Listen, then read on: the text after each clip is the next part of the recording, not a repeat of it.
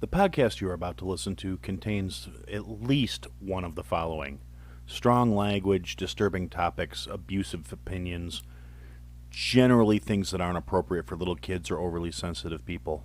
So, if any of that stuff's going to get your nose out of joint, this is your chance to turn it off. Welcome to I Had to Say It, the podcast where I talk about things that I feel need talking about, and sometimes they're not getting the attention they deserve. And your feelings, they're not under consideration. Hey everybody, welcome to another episode of I Had to Say It. Joining me today, we have the one, the only AJ the Stoned from Dads on Dayquill. How's it going, bud? Hey, buddy. Thanks so much for having me on. Fuck yeah. I'm so excited to be here. Cool. Well, just to, for anybody who doesn't know, because they might not have caught one of the numerous occasions where I've brought you guys up, why don't you tell everybody about your program a little bit, just so they can get a feel for who they're going to be hearing. Hell yeah. I'm AJ, aka The Stone from the Dads on Dayquill podcast. When a lot of people ask if we're like one of those typical dad podcasts, this is what I always tell them. We're three dads who want to get away from our kids and act like teenagers again. So that's the kind of podcast that you're going to get. You're going to hear everything from us playing games, being a little bit naughty and not really giving a fuck about what we say or PC culture. So you can go fuck right off with that. But if you're the same kind of people we are, and we don't give a fuck and we want to have a good time, come have a good time with us. And if you're listening to Aaron on the I Had to Say It podcast, I guarantee you're going to be just in line and have a good time with us if you're already having a good time with Aaron.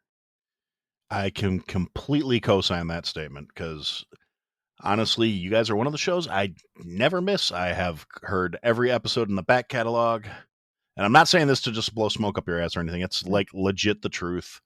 I mean, I already got you on the show, so it's not like I need to kiss your ass or anything.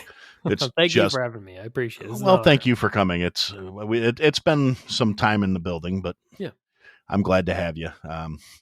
Just for the sake of saying, well, yeah, hey, it's this is something we've been coordinating, and it took a little while, and now it's happening. So fucking A.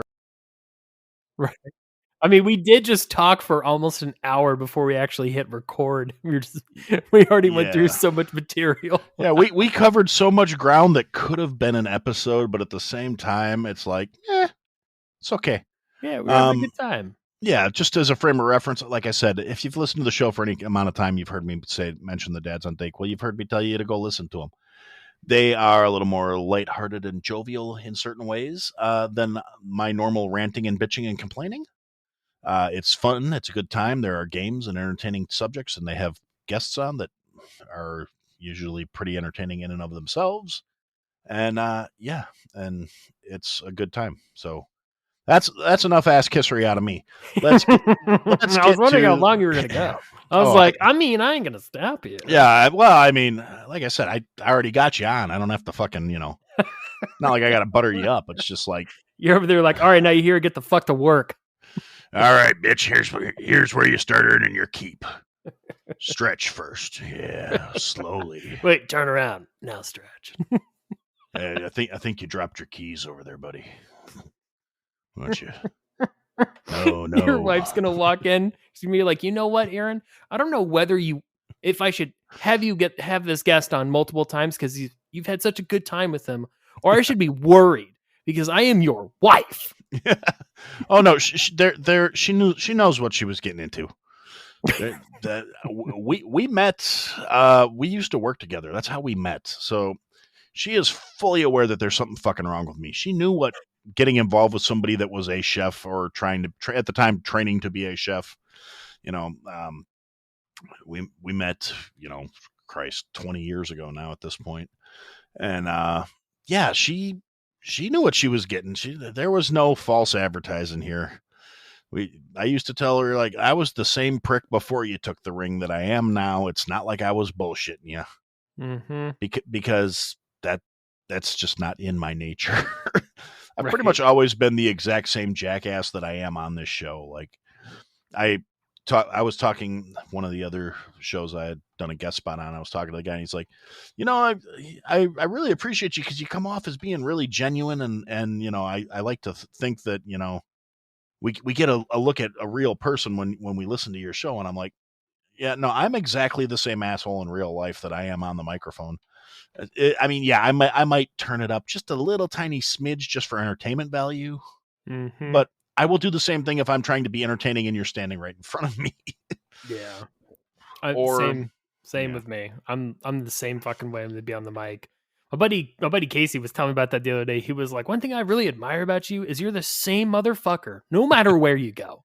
And I'm like, I honestly can't stand people who are different to different people. I think that's Yeah. weird.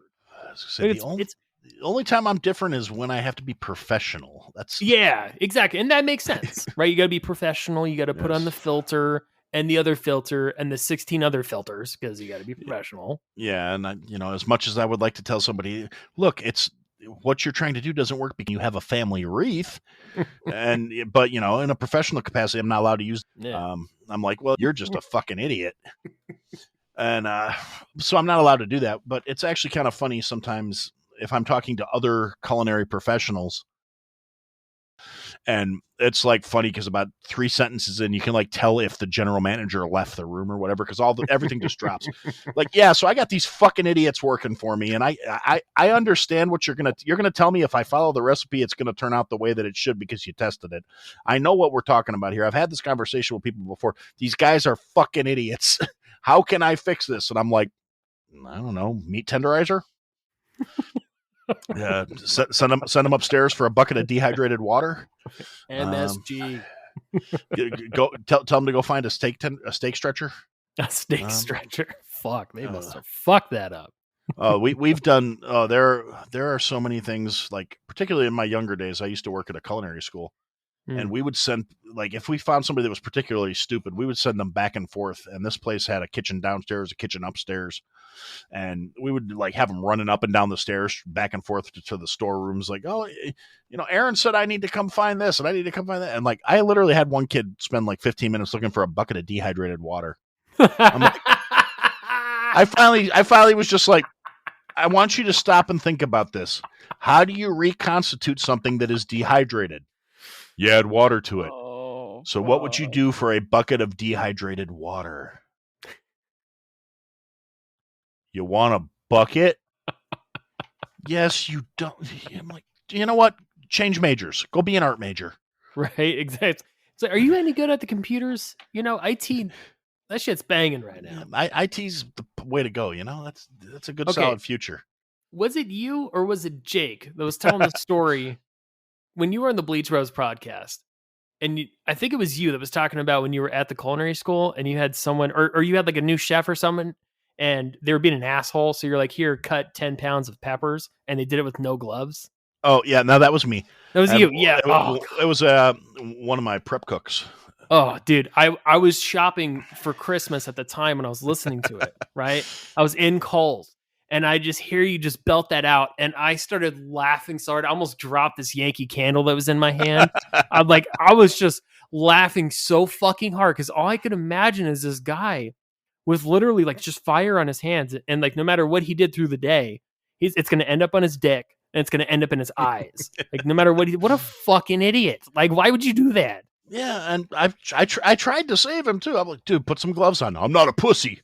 Well, all right. It's not a test of manhood, dude. If you're getting choked out, you got to tap, or else you're going to go nun-night. Yeah. You really want to go nun-night? Fucking check your pride. Yeah, that was a fun job. I got a lot of really great stories out of that particular place.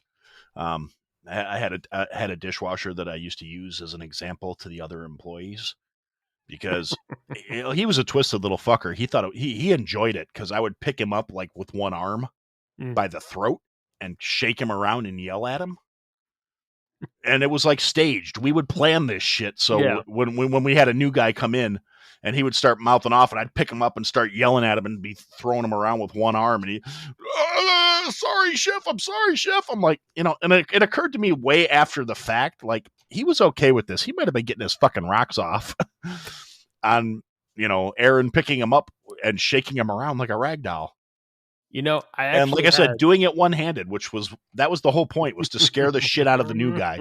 I'm not pissing the chef off. He's worse than the bouncers. Right? You're the fucking Undertaker of that kitchen, just choke slamming that dishwasher. Yeah. Damn. And Well, the funny thing is at that particular place, I also, like on Friday and Saturday nights after the kitchen closed, I'd go out and bounce until the place closed. It was extra money. I didn't care. I was, 22, 23. Yeah.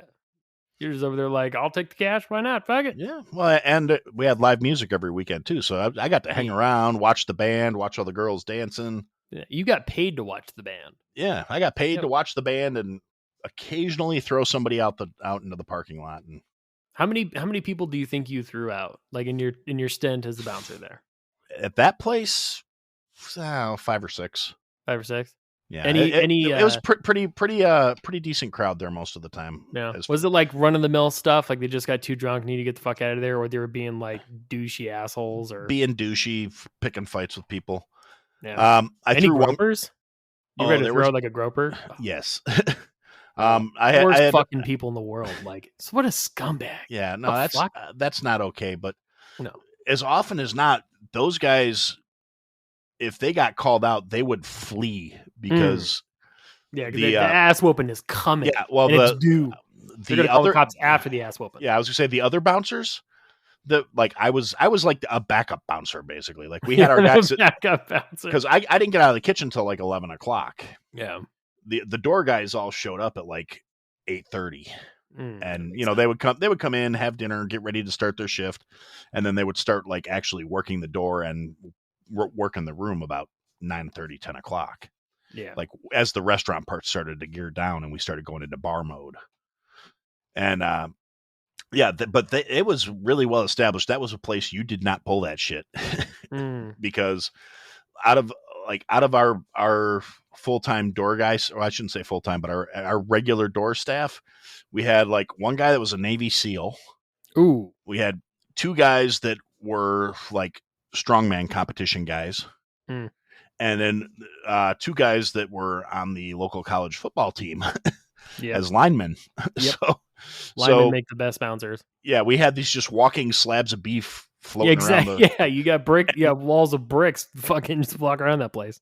Yeah, and then the guy who was the fucking SEAL, it was like 5'8" and maybe like $165, $170. He was the most dangerous motherfucker in the building. Yeah, he's like 3 dudes in one. People would just ignore him and be like staring at the walking slab of beef that was 6'5". And like me, I'm not a small guy, but I'm not a huge guy either. I'm like a good even 6, Yeah. So I'm like, I'm bigger than some people. I'm broad enough to be intimidating before I got all fat. And so I was walking around, 23 and all, hey, I'll kick your ass, with extra tight sleeves and shit, Yeah. Meanwhile, the quiet reserve guy that's just leaning up against the wall in a fucking, t-shirt for the restaurants and waiting for some shit to go sideways. Next thing you know, you didn't even see him move, but he's like escorting some guy out by the head. And I'd be like, yep, Nino got another one. What the fuck? It takes a really like different type of person to be a SEAL. Like that's something I really wanted to do when I was a kid. And then when I really looked into it, and I was at one point ready to go into the Navy. And then shit happened in my family, and I was like, I can't. And I'm really like fortunate that I didn't go, because I think like it would have been like a really weird dynamic with my family. Like it's really good right now. Over the last like 10 years, it's been like a very like rough place for my family. And I feel like staying was the best decision ever, not only because I have my kid, but because my family, I think, would have really, they wouldn't have come together. Like just not like I'm saying like I got everyone together, but my relationships with them, right? Yeah. Personally, that really needed to happen for me, like being here. And when I looked into it, I was like, holy shit, this is like I think I'd probably wash out. Like maybe I would probably get through, I think maybe a week. And then I'd be like, fuck this. I'm over it. Ringing the bell. Like, ringing the bell. Like no shame. Like that. It's a different type of animal, like real different type. Like those guys are not humble dudes, Nope. They're not. Like when they get older, they are. But when they're young and hungry like that, it is nothing but bona fide, like straight competition courage coming out of the balls at all times. And I'm like, that's not me. I'll take the L. Yeah, I'm that type of person. I don't care. I seriously debated it at one point. And then I realized I was too much of a cocky little prick Mm-hmm. because I realized I was not going to do well with people trying to tell me what to do. I was just like, and I took like the ASVAB military placement tests and all that shit. And I did pretty good because I test good. For despite being as much of a fuck up as I am, I'm actually a pretty bright guy. And they were like, yeah, you could be an NCO, you could go to officer school, you could do this, you could do that. I'm like, yeah, I don't care. I want to shoot that Barrett 50 cal. Right. I want to go and they're like, you're not built to be a sniper, and your tests show that is not the right thing for you. And I'm like, I want the big gun. Yeah. Like, I didn't say I want to be a sniper. I just want to shoot it. Let me shoot it, and I will enlist in your branch. I had that conversation with every recruiter, the Marines, the Army, the Navy, and the Air Force.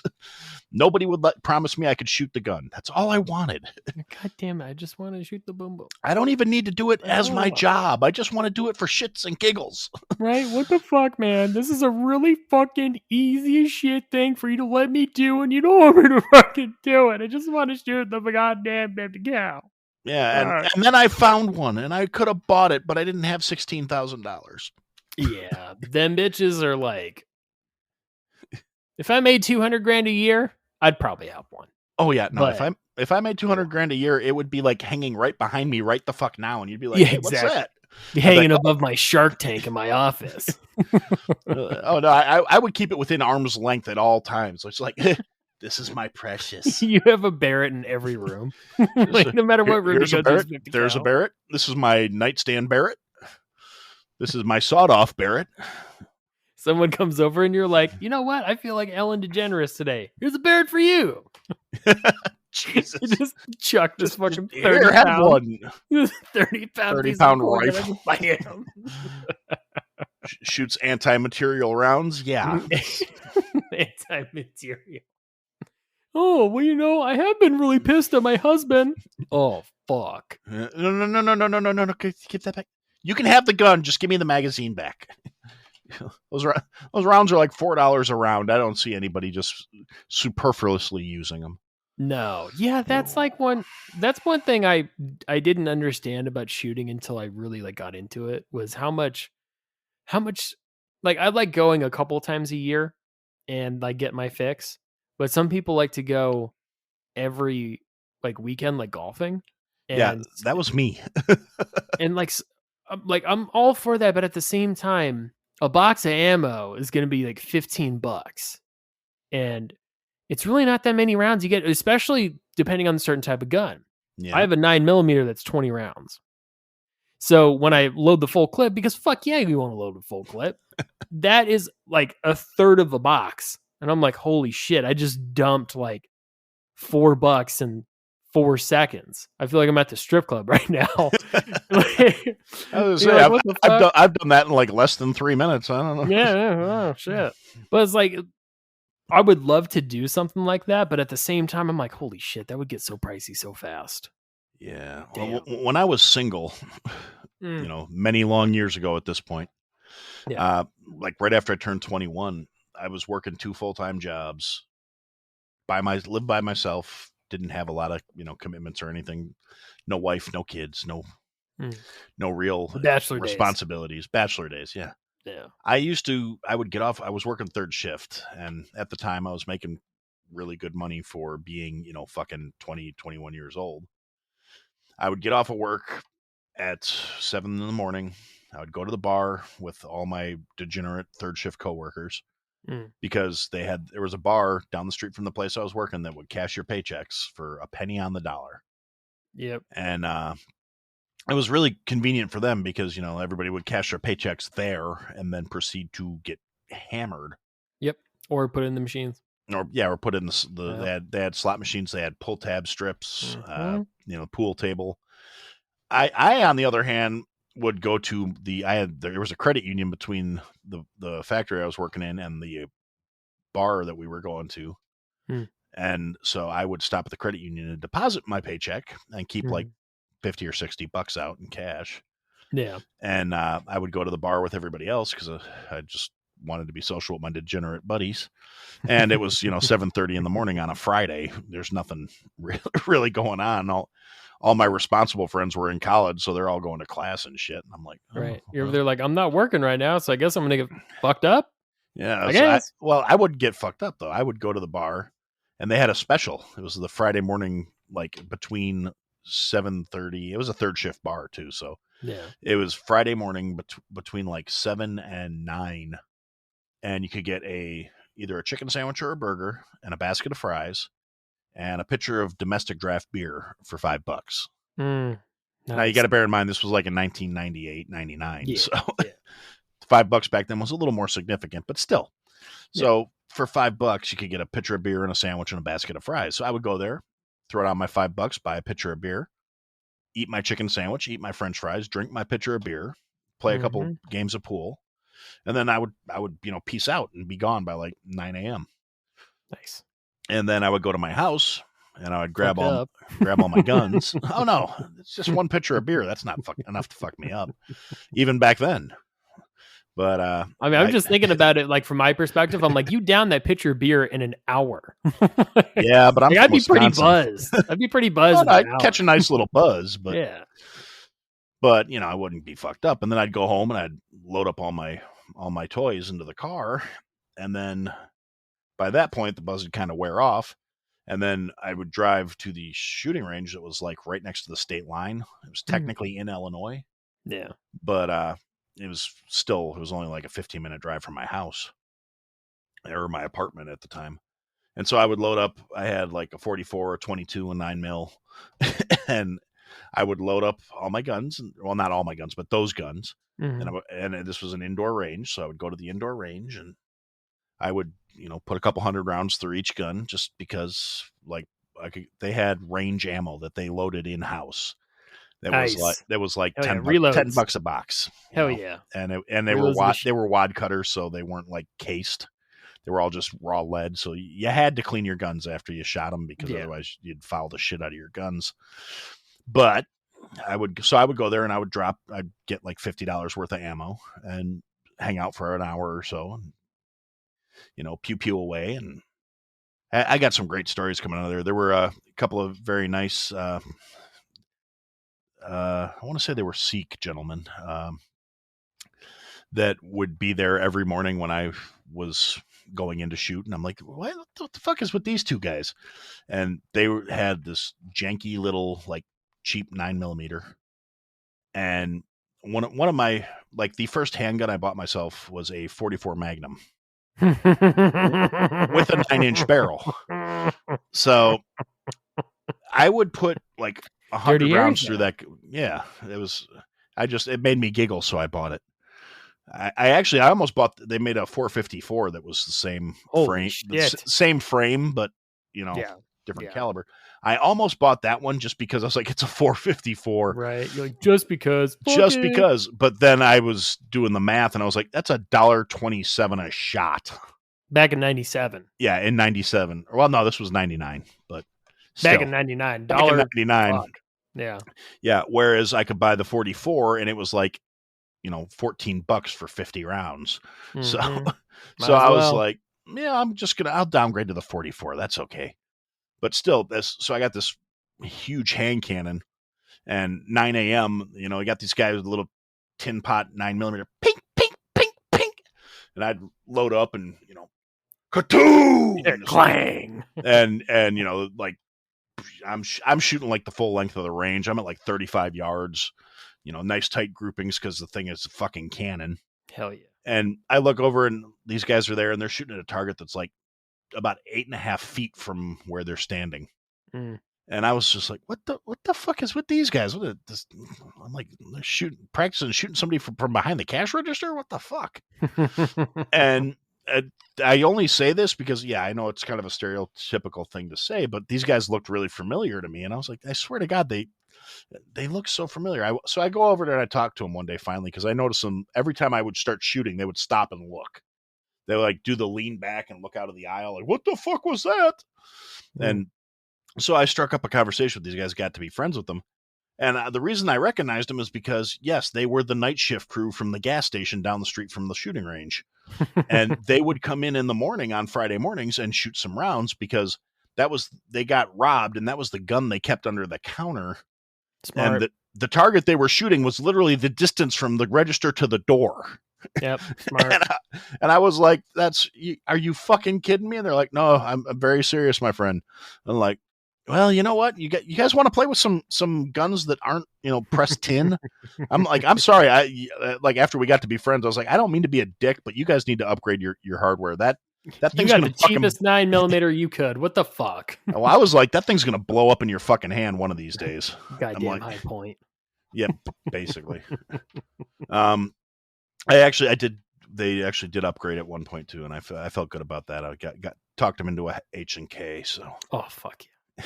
You can't go wrong with H&K. Like they are worth every penny. Yeah, well, that's the thing. I let them shoot mine, and they were like, "This is beautiful," and I'm like, "Yeah, see how much smoother it acts? It never jams. That's because I clean it and I maintain it." But I talked them too. I was like, "Well, here, shoot the revolver.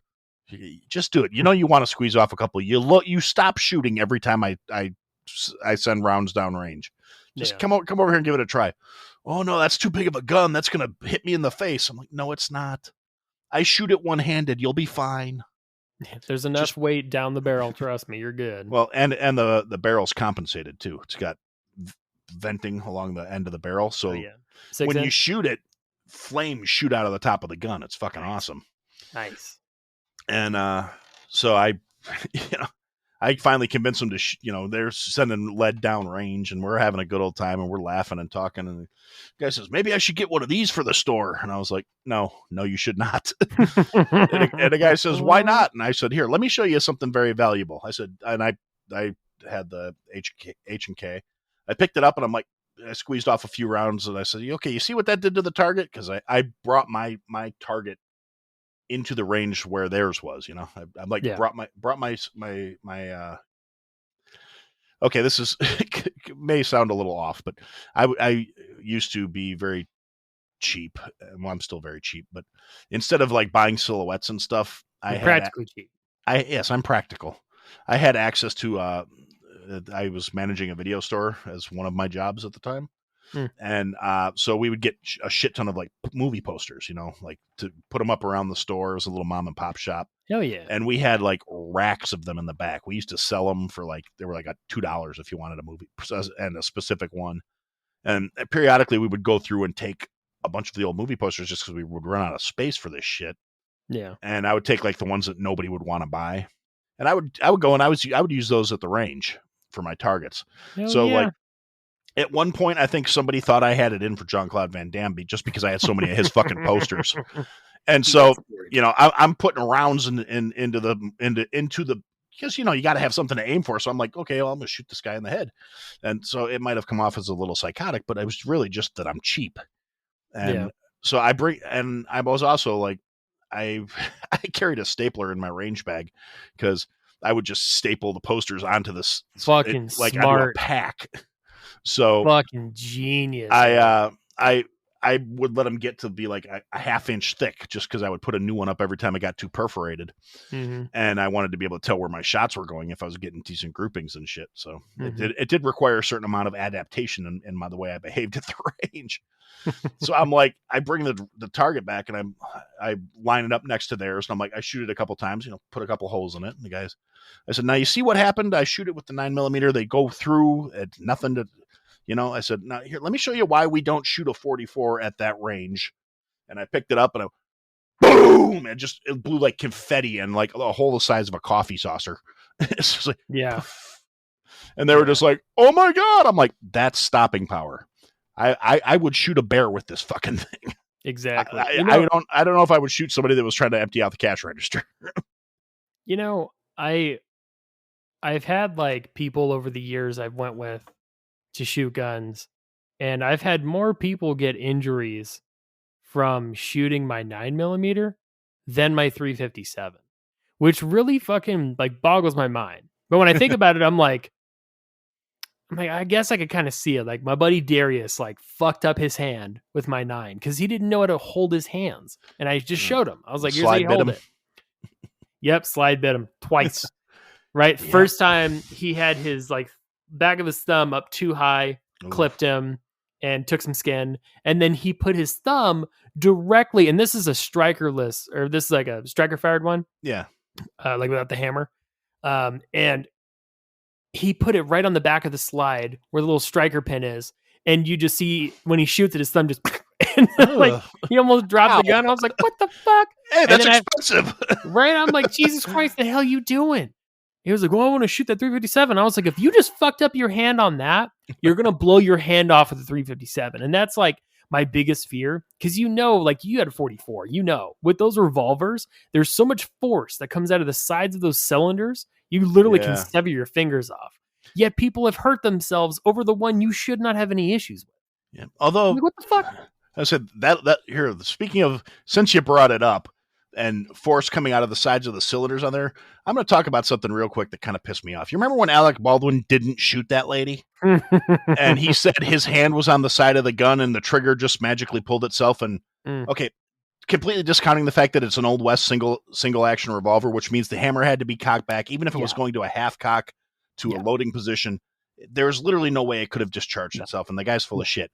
If his hand is where he said it was when the gun discharged, there should be massive damage to his fucking hand, because he said his fingers were along the side of the cylinder. Yeah. Like bullshit. That was one thing I wondered about. I was like, is his hand fucked up?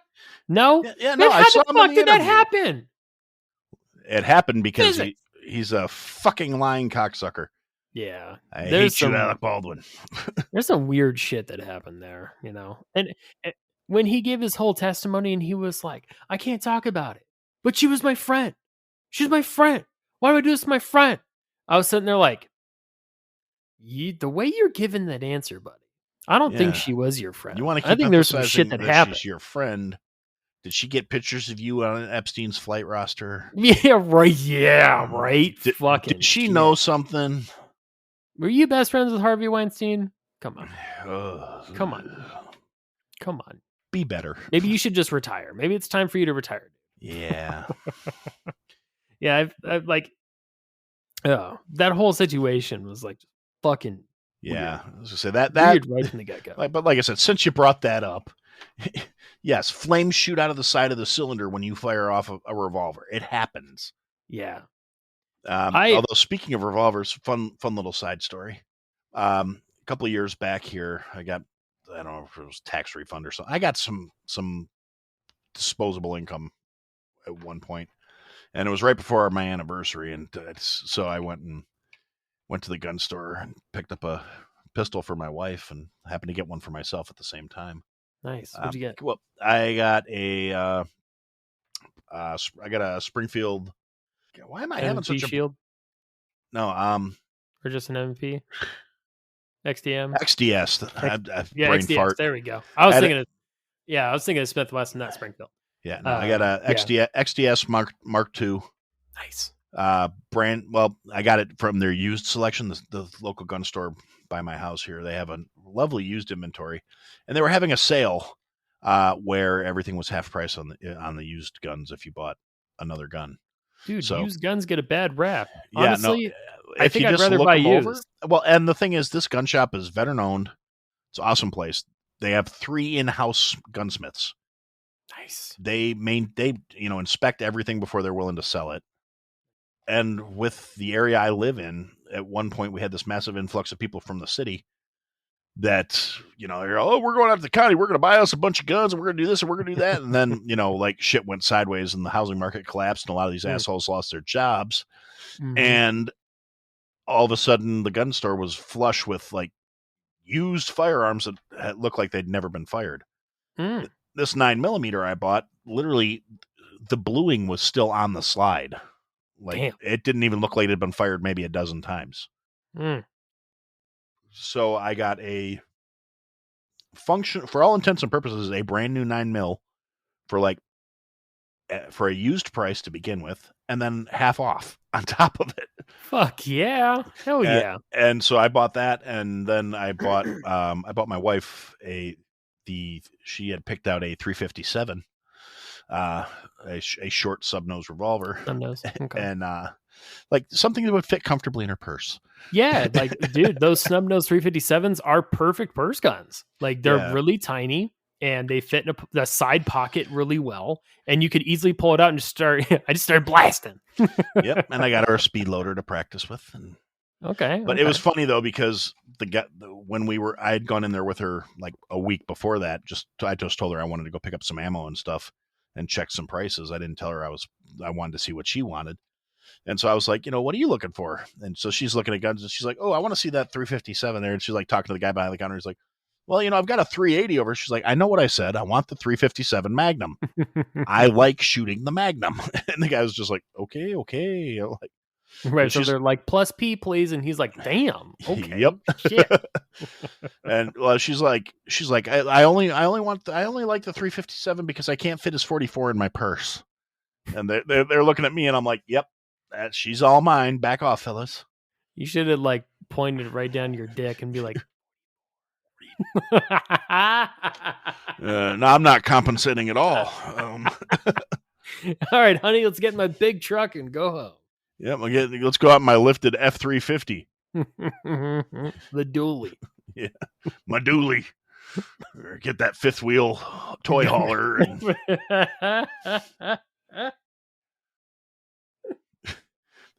You ever get confused because your girlfriend's got a twin sister and you got confused and fucked her dad? Yeah, that one. That's what it's like driving a Ford truck. Yeah. Although I do need to completely off the subject, I do need to get a truck. Yeah. Mostly because I'm tired of driving my wife's car. Yeah. I look like a Shriner.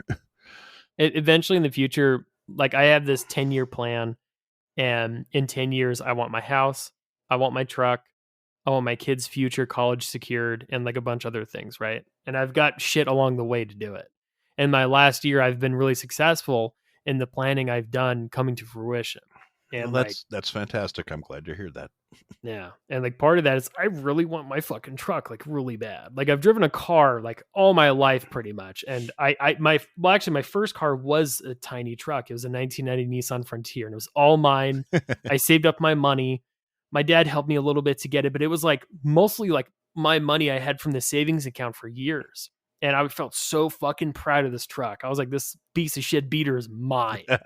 And like ever since then, I was like, God, I really want to get back to having a fucking truck, like really fucking bad. What kind of truck would you get? I'm right now. I'm leaning more towards like a GMC or a Tacoma would be nice. Those are really nice trucks. Toyotas are great. I used to be, and they're made in Indiana. What the fuck? Yeah, I used to be a dealer compliance auditor, and so I used to look into a lot of manufacturer issues with vehicles. Never buy a Hyundai. Never buy a Kia because they are fucking doing so bad right now. And they're still doing bad. They've been doing bad for like 6 years and they're still making shit vehicles. But two vehicles I saw, one of them was Honda. Honda had no fucking manufacturer issues. Like it was crazy. They were just perfect. Toyota was right next to them. The only issue they had was like a brake malfunction every now and then. But it was like a simple thing you just get checked with your mechanic to make sure like it's good to go. And it wasn't like this complex issue that's going to come up thousands of miles down the road later. It was like something that you could find in the beginning. It's like Toyota is a great car. And that's kind of the truck I really want. I would love to get a Tacoma or I would love to get another Frontier. That'd be great too.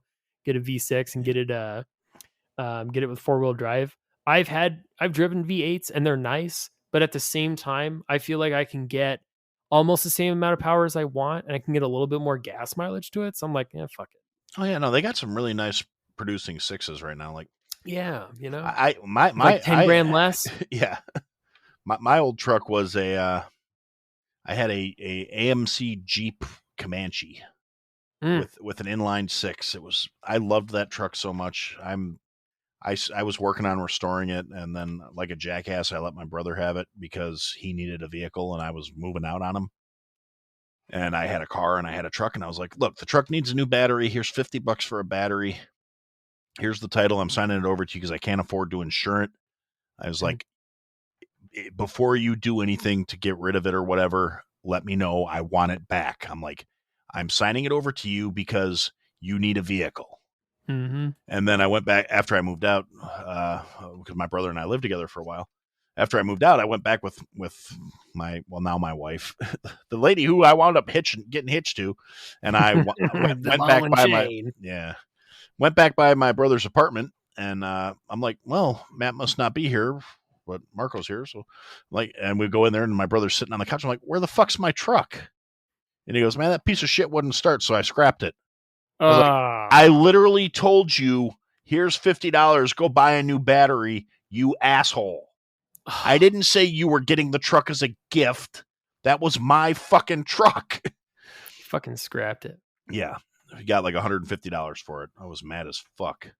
You know, I didn't talk to him for like 8 months after that. Like, speaking of that, I work in insurance now, right? And I'm a claims adjuster. So, like, I open claims for people, and I also, like, see them through and close them and shit in the whole process. Mm-hmm. And it fucking boggles my mind that there are people out there who are really willing to just roll around with liability and just, like, liability only and just throw away their piggy bank. Your car is your fucking piggy bank, dude. Fucking just suck it up, pay the couple extra bucks a month, get collision, get comprehensive on it. Because you don't know when shit's going to happen. You may claim you're the best fucking driver in the world, but you hit a patch of black ice and you hit someone, it's still your fucking fault. And you total your car and you don't have collision on it, you're fucked. You hit a deer and you live in a deer populated area and you don't have comprehensive, you're a fucking idiot. Because guess what happens when you total your car and you don't have that? You're going to take it to the scrapyard and they're going to do the same thing you did with your brother. And it doesn't even matter if it's a brand new car, right? You could literally walk in there with a Tesla and they're going to be like, best I can do is $4,000. Like, they lowball the shit out of you. Doesn't matter what car you have. You think you're going to get the same? No, like, if you had collision on that Tesla, you're getting $40,000. Yeah. Like, from your insurance company. Like, it's so stupid that people walk around with fucking liability on their shit only. And I'm like, what? What in the fuck? Why? Well, that goes back to my shortage, my theory of there's no shortage of idiots in the world. Yeah, no shit. Like, I walk around with full coverage and the deductible buy down. Yeah. If I get into an accident, I'm paying like $50 out of pocket. Fuck everybody else. I don't care. Yep. I got mine set to 500 and I think it's actually like 250 for comprehensive. Yeah. And like I think that's like a pretty good like median. And it was like an extra like 30 a month to have it both be like 250. And I'm like, you know what? I'm going to have money saved up. So in case some shit happens, I hope it doesn't, knock on wood. Yeah. But I'm going to have money saved up, so I'll be okay. And I see some people out there rolling around with $1,000 deductibles. And I'm like, that's a lot of fucking money. Out of pocket. That's a lot out of pocket. Do you have that 1,000 saved up? Are you able to get it on the drop of a moment's notice? That's a lot of money. Yeah. What that's shit? Like I said, I mean, yeah, it costs a little more in the long run, but honestly, I'm fucking old. I have a clean driving record. Mm-hmm. And I actually also have, homeowners insurance with the same company. My premium is like $89 a month. Nice. Both together? Yeah, for everything. Fuck yeah. That covers me and my wife. Fuck. It's like, oh yeah. And now granted, I've been with the same agent for like 16 freaking years at this point. Yeah. And at one point before my Cadillac died, when we had my Caddy on there, and we had full coverage on both vehicles, and it was still only like $110 or $115. Nice. And I miss my Cadillac because now I roll around in my wife's Focus. Now, I know some of my listeners have never seen this, but I'm sure they've heard me talk about, I am a big fucking dude. Tauruses are not big. Basically feel like I need to carry a can of Crisco just so I can get in and out of this fucking clown car. Yeah. And it's a great little car. Don't get me wrong. I mean, I've never really been a Ford guy, but my wife has always been a Ford person. And that's what happens when you fuck your dad. Roll Tide. Roll Tide. But this was her car. I bought it for her. She's not a big, walking human of a man. She's a smaller lady, and so it was a good size for her. It was a good fit. Yeah.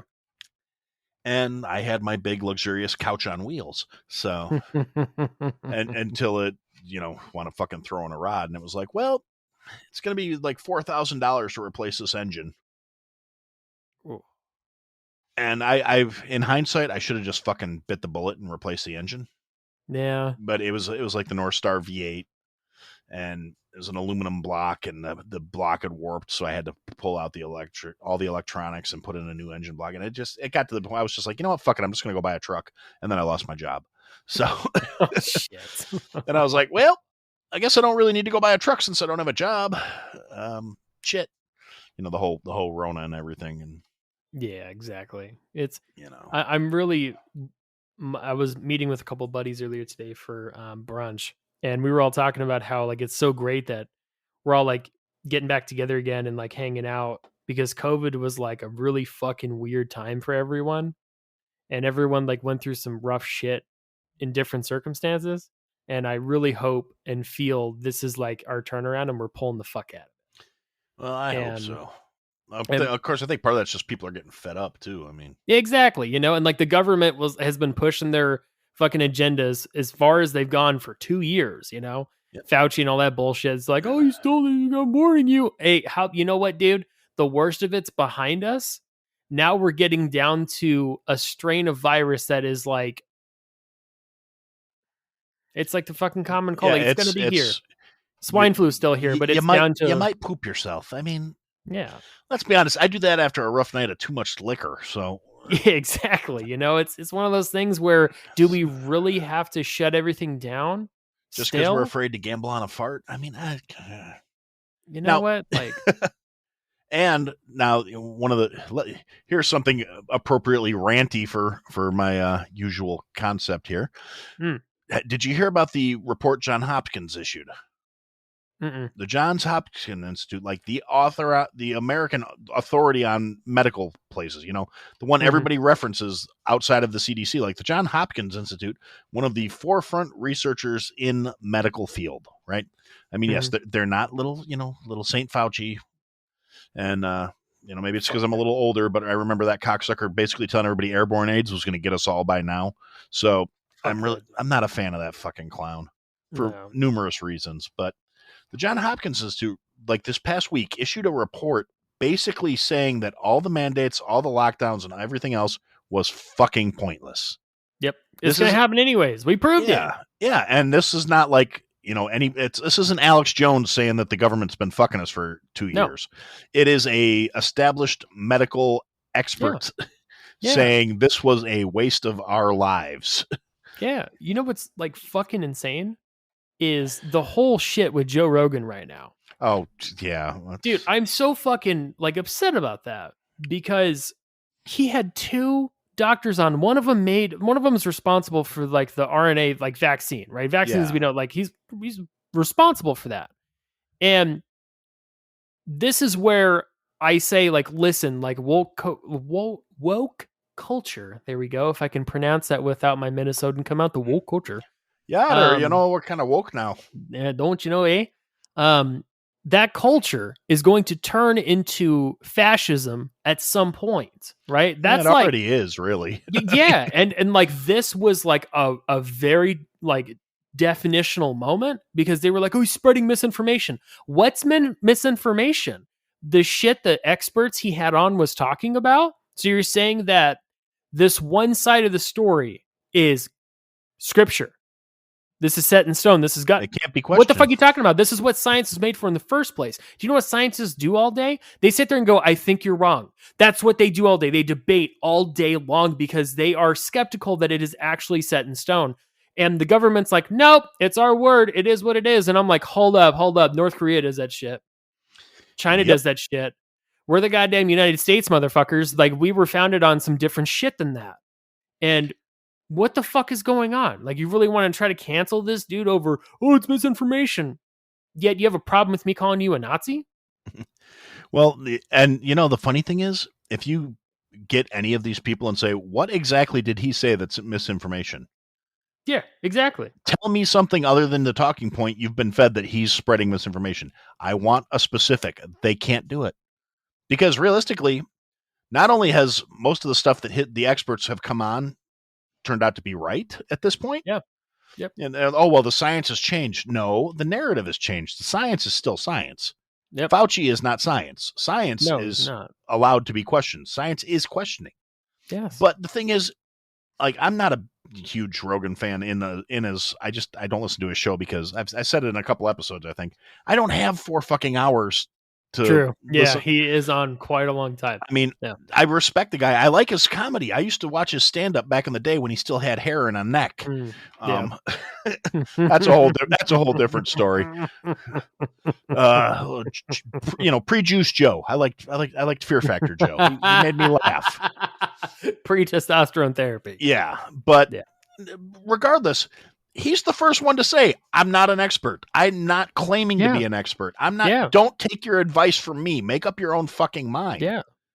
That's not spreading misinformation. When you qualify every single statement with, I am presenting this part of an argument to you, I am not telling you what to think, you're not spreading misinformation. That's the people that they are citing as saying, well, this is the accepted line. This is the proper narrative. This is the truth. Those are the ones that are saying you have to believe what we're saying. And it's kind of like you said, it is fascism. These are the same motherfuckers who, we're going to tie this into that article you sent to me. These are the same motherfuckers who want to say, well, you know what? I identify as a cat. I need to have the appropriate bathroom facilities installed in my school. Fuck, dude. I was so fucking angry when I saw that. And I was like, I'm sending this right to Aaron immediately because we have some shit to talk about. Yes, we do. And a fucking article. Was that a good segue? Oh yeah, perfect. It was like the most beautiful poetic segue ever. So ladies and gentlemen, there was this fucking article I sent Aaron. And this article was talking about some school district in I can't remember where it was. But it was some school district a parent that was coming up and was like, hey, like at a meeting with the school board, right? She's like protesting against stuff. But one thing she had to state in the beginning was like, I'm really fucking upset because my kids are going to school in a district where apparently this is a thing. And she decided to talk about. It's in Michigan. I just Michigan. Okay, gotcha. Yeah, gotcha. Which explains maybe they're drinking the Flint water. Yeah, that makes a whole lot of sense. But this narrative, this really progressive narrative that's been like really pushed over the last like almost 10 years has been great in certain aspects and not great in certain aspects, right? And this is a moment where it's not great because it's like, yes, okay, we should be able to identify as who we are and be ourselves. That's the more important thing, is just to be ourselves. But there's a certain point where it gets to nonsense and it's like, hold up. Now you're getting into a realm where it's almost like you're delusional, right? Like, are you schizophrenic or what the fuck's going on? Because you're not living in the real world. And now this fucking child was like, oh, well, I get to do whatever the fuck I want to do. My parents say it's okay for me to be whatever the fuck I want to be. I'm a cat. I'm going to take a litter box. I'm going to shit in that litter box in the school bathroom. What? Yeah. What? Get the fuck out of here with that shit. I would be so fucking angry. I would march in that school, rip my kid out, and be like, fuck this school. Fuck this school district. Your ass is getting homeschooled. Like, oh, definitely. That. Like, and here's the thing I don't understand. What the fuck is wrong with this kid's parents? I always encouraged my kid, like, you can, pretty much do whatever you want. And if you put your mind to it, you can be whatever you want. At no point did I go, you know what? You're right, Sparky. You can be a cat. If my kid would have come to me and like, Dad, I want to be an alligator, I'd have been like, that's a fucking shame. You know what? You're still a person. Well, I identify as a cow. No, you're going to identify as shoe leather if you're not fucking careful. Get the fuck out of here. That's stupid. And I'm pretty accepting as a general rule. I mean, you've listened to my rants. You know where I stand on things. Yeah. I as a rule, I live by my philosophy of I don't give a fuck. At some point, I have to get back in gear. Actually, I'm working on a lovely shirt that says I subscribe to the Church of I don't give a fuck. Hell yeah! And I'm working on setting fucking first to buy that shit. I'm working on setting up the Church of I don't give a fuck, but apparently the people realize I'm trying to do it as Our Lady of the Blessed Tax Shelter, and for some reason I'm having trouble getting validation for my religious beliefs of I don't want to give the government any money. That's one of the core tenets of my faith. Mm-hmm. And apparently I'm not allowed to practice that religion. Oh no! Although I am an ordained minister, but again, I'm off subject there. Hey, $35, you can do it too. You know, it's But one of those moments where I'm like, I don't wish any ill will upon people, but if that kid's parents knowingly allowed that to happen or willful blindness, I really hope natural selection comes from them at a certain point, because that I, is some shit that's not okay yeah, I would like at to see them all. Darwin At themselves. all. Like, You're and I don't doing want them to long-term die, damage but to I your want kid. some life altering shit to happen in some case that's really going to be like, you know what? I'm reflecting on my life here a little bit, and I think I probably shouldn't have let my fucking kid drag a goddamn kitty litter box into the fucking school bathroom and drop a hot deuce in front of all these fucking middle schoolers. Well, What? I like to think, I would be a good divine being. I have a good sense of karmic perspective. I would like to see these people develop some sort of not lethal, but severely inconveniencing disease from having human shit in a litter box in their house. Yeah, That would be appropriate. Some sort of airborne botulism kind of deal that's where they just spend like a week shitting themselves, and when they finally get the test results back from the doctor, it's like, well, this is from prolonged exposure to human fecal material. We usually only see it in sewer workers, but apparently your entire house is contaminated because your kid's been shitting in a box under his bed. I hope you get E. coli when you clean up that shit. I hope your respirator has a hole in it. I hope you drop your N95 in the toilet and then put it back on. Oh, what the fuck? What the fuck is going on here? Yeah, anyway? I mean these fucking people. Like I said, I'm all for loving, accepting, and supporting your children. I think we need more of that. I think there's way too many kids that didn't get that growing up. And unfortunately, I think part of what we're seeing now is the backlash of that. Like, well, my mommy and daddy didn't hug me enough, so I'm going to let my kid be whatever they want to be. My parents told me I couldn't be a fucking unicorn, so I'm going to tell my kid he can shit in a box. And no, yeah, I mean, but like I've worked with some genuinely decent people that were not particularly great at anything, who had literally no fucking self-esteem. Like, I would just be nice to them and they're like, oh my god, like you could see that they would, like, just telling them they did a good job was like good as gold to them. And I'm saying that not to say how great I am, but just how fucked up people's situations in general are.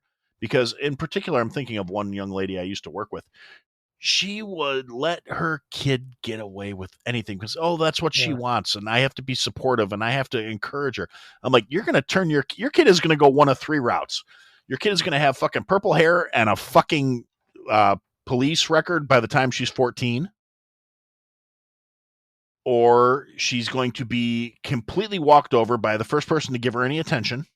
She's going to get into a shitty, abusive relationship because she's going to be so, like, she's going to buy everything the guy tells her. He's going to treat her like shit, lie to her, and she's just going to be like, well, he wouldn't tell me lies because people always tell everybody the good things. And that's so if somebody says something bad, that can't be the truth. I was like, or, option C, she's gonna, have a lot of issues and she's gonna be working them out on a pole. And frankly, looking at the genetics, she's not gonna make a lot of money. She's gonna go to the strip club where it's full nude and they don't serve alcohol. Yeah. She's going to come home like black eyes, bruises, fucking missing teeth, and somebody's going to, what happened, sweetie? Somebody brought in a sack of nickels and made it hail. They paid me to take off my top, so I took off the top and they demanded their money back, and I told them there's no refunds. I feel bad now. I said something mean.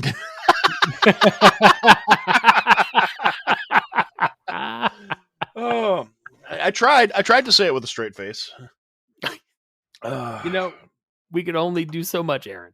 Yeah, I mean, like I said, I'm all for acceptance and being understanding and, treating each other decently, but there are so many people that just make it so fucking hard. Yeah. One thing I hate is the gender, like, pronouns. Like, I'm sorry. You have to be understanding. As much as I'm understanding that you're being called something you're not okay with, which for whatever reason I'm equating that to what you want me to, like, what the fuck? Like, for a long period of time, it was this notion, right? And now all of a sudden it's a hard change and you have to go to this. Well, hold on a second. With any transition of anything, it's going to take a while for shit to hold. And for you to be so, again, like Nazi-like about it, and not being like understanding that your want of this change for other people to do for you, for your selfish reasons, and like you getting upset it's not happening right away. Just, how about you sit the fuck down and just realize, hey, you're not going to get it handed everything to you in life that you want to in a silver platter. Like, what the fuck? Well, That's very much so. Actually, I saw a great TikTok the other day, which I'm still mad at myself because I promised myself I was never going to get a fucking TikTok. And then some guy kept sending me all these TikTok video clips, and I was like, maybe I should check it out. I don't know who that could have been. Was it me? Yes, it was you. It was me. I know it was me. I just fucker. Hey, I send you some good shit. You send me some fucking gold, and I'm not going to deny it. But I also have an addictive personality, so I'm like, I should really be getting dressed for work. I'll just a couple more swipes, right? But I saw this great, and I'm sure it probably got yanked by now because it was very. I don't want to say non-PC, but the guy was just like, look, here, let me explain something to you. If you are upset with me because I didn't address you by the proper pronouns when I'm speaking to you, it's because you're not appropriately presenting yourself to what those pronouns represent. So don't be mad at me that you couldn't appropriate the pronouns properly. Yeah. And I was like, it's a little, yeah. Because my whole thing is, I'll call you whatever the fuck you want. I don't care. But don't get mad at me if I don't know that without you, like, telling me. Don't, or like having the patience. Off. Yeah. Like having the patience to know it's going to take a few times. Like if that's what I generally try to stick with the gender neutral. Hey, cunt now. But hey, I've been talking to a lot of Australians and British people and Irishmen lately. It's rubbing off on me. But no, ultimately, it's like if I don't know that you're not identifying to the pronouns that your presentation makes the apparent ones, be cool about it when you say, oh, no, excuse me, I prefer to be called. Don't be like, it's this. Like, look, bitch, let me explain something to you. And that's another good one that in my mind is non-gendered, is bitch. Yeah, I think of that as non-gendered too, and I got called like chauvinistic before because I was like, bitch. And this other person was like, you hate women. I was like, I call men bitches too. Yeah. I think it's actually worse to call a man a bitch than it is to call a woman a bitch. But I mean, whatever you see the world as, I guess. I'm going to see mine the way I see it. But it's like, just be cool about it. Be like, no, excuse me. If you're nice and you're like, no, my pronouns are they, them, or whatever, I will accommodate you. If you cop a fucking attitude with me, I'm just going to, stick my thumb in that wound and turn it, because fuck your feelings. And that actually happened to me the other day. I was at the grocery store, and it's fucking winter in the Midwest. Everybody and their mother is bundled up head to fucking toe to begin with. And then you add in the mask on top of everything else, because in Illinois we still have mask mandates. And as a general rule, I'm done playing COVID. I'm just tired of this shit. But oddly enough, I don't really have a problem with the mask thing because I like being less identifiable. I go to the store, I'm wearing most days, like if I say I stop on the way home from work, I got black pants, black shoes, a long black coat, a black hat, and a black mask. You can see this much of me. You're gonna be like, well, he had really lovely hazel eyes and he was a big guy. That's all I can tell you. I think he worked for the FBI. Specifically, he might have been one of those UFO guys that comes around, like from Area 51, And he kept calling me, hey, cunt. But, might have been Australian. Yeah, but ultimately, so I'm okay with, being less identifiable. And so I was in the store and I was like, excuse me, ma'am, can I get by? I prefer they. And I'm like, well, you could have been nice about it, but okay. Yeah, fucking asshole. And I was like, "Oh, excuse me, move, bitch!" Get like, the fuck what out did you of my say way. to me? I'm like, well, obviously, since you're not a ma'am, I don't have to treat you as a ma'am. So get the fuck out of my way. I got shit to do, and you're taking up the whole goddamn aisle. This Walmart should be big enough for both of us. I know I'm big. I'm not that fucking big. How the hell are you blocking an entire aisle? You're 5'3" and you're fucking just as big around as you are tall. Get the fuck out of my way. I can't believe I'd never. I'm like, yeah, you probably never will with that fucking attitude. Right. Yeah, I had never had someone tell me some shit before. Oh my gosh. Usually people bow to me. Yeah. I hate that line whenever someone's like, how dare you? Or I never. I'm like, okay, yeah, you're not all knowing and you're not the fucking Mecca. So like, of course, like, shut the fuck up, be a little bit humbled and realize that maybe some days someone's going to call you on your shit. Yeah, well, on top of that, you get these motherfuckers like, well, I can't believe you think you could talk to me like that. I can't believe nobody's done it before now. I mean, this kind of, being a bitch doesn't just happen. This right? You've been working on this for years. What are you going to do about it? You aren't going to do shit. We're going to sit here and bitch each other back and forth. Of course, I'm going to say whatever the fuck I want to. Like, you're going to sit there and talk some shit. I'm going to talk some shit right back to you, bitch. Fuck off. Like, oh, I'm sorry. You must think I give a fuck about your feelings. Like, and that's what it boils down to too. Like, it's just pure selfishness. It's well, my feelings were hurt, and I don't give a fuck. You don't pay my bills, and you're not sleeping with me. I don't give a shit if you're happy or not. Exactly. It's like get fucked. Yeah. Like one piece of advice I heard a couple of months ago that really hit me hard. I was like, ooh, this is really good. This would be a piece of advice I would give to my younger self. Like, everyone's always like, oh, like if you could go back and you could tell your younger self something that you know now and you didn't know then, what is it? This is that line. And I'd be like, listen, kid, you're not the main character in other people's stories. You're not. Right? I've actually said that to somebody before. Yeah. Like, you do realize in everyone else's mind, you're an NPC, motherfucker. Yeah, you're not the main character. Like, it is what it is, and not everything's going to be done to your specifications. Not everything's going to be done to your wants and desires and needs. Only your life can be done like that. So how about you let everyone else live their lives according to however the fuck they want to live it? Unless it's putting a fucking litter box in a goddamn bathroom, then we got a whole fucking separate issue on hand. No, you could. I swear to God, I mean, I'm not a big fan of bullying, but I think in this case, somebody could. If anyone needs to be bullied, I mean, if anybody really needs their head shoved in a fucking toilet, it should be the kid shitting in a box. Just give him, just grab him and just kind of rub his nose in it. Bad. Maybe swat him with a roll of newspaper. That's why Aaron needs to go for the 2024 election. Well, I got the stickers. Hey. Yeah, and actually, anybody that's seen the Aaron for president, this is the guy who said it first since like 5th grade. That being said, guess we can kind of wrap things up here. You want to throw out the where to find you guys real quick one more time, and fuck yeah, buddy! Thank you so much for having me on. Thank you for coming on and bullshitting with me for 2.5 hours. Hell yeah, this has been a blast, my man. Thank you so much. This is AJ, aka The Stone, from the Dads on Dayquill podcast, and Dayquill is spelled with 2 L's, and you guessed it, due to copyright. So Dads on Dayquill, you can find our Linktree. That's Linktree/Dads on Dayquill, 2 L's. You can find everything on there, our socials, our platforms, merch, everything.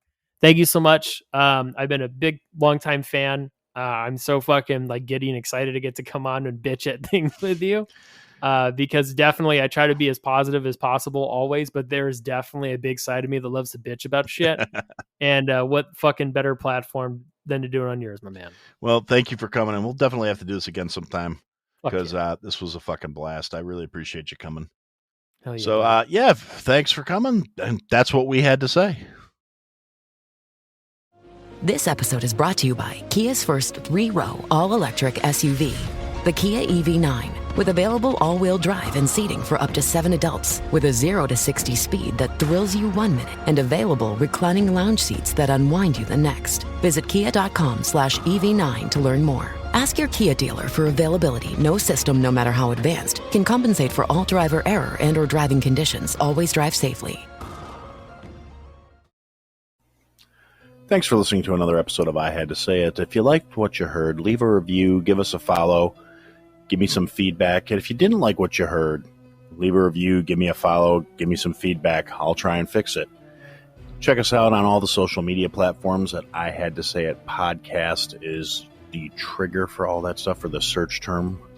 And if you want, check out the website, www.ihadtosayitpodcast.com. There's links to people that have been involved with the program, things I've talked about. There are some links available for some merch that we're working on, and there are ways to contact us there as well. And thanks for listening, and I look forward to talking to you again soon.